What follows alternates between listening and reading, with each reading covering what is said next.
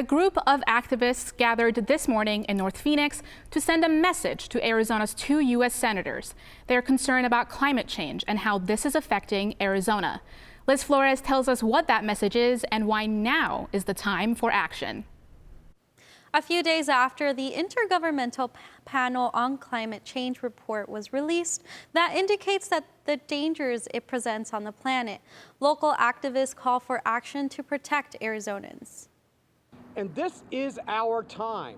This is our opportunity.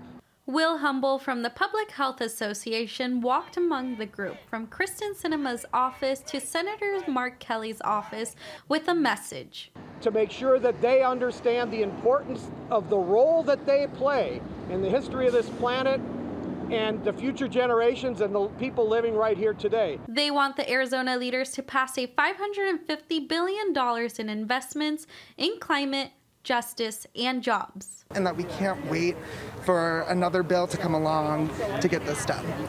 Drought equals agriculture and food insecurity. Drought leads to wildfires. Wildfires lead to poor air quality. Poor air quality impacts children, the elderly, pregnant people, babies, and leads to chronic conditions, COPD, cardiovascular disease.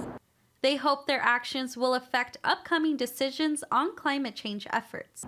Economic concerns and disproportionate impacts on communities of color are all reasons we must have bold investments in climate, jobs, and justice.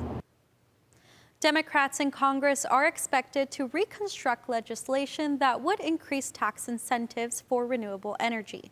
Cronkite News reached out to both Kyrsten Sinema and Mark Kelly for a comment on the march, but had not heard back in time for this broadcast.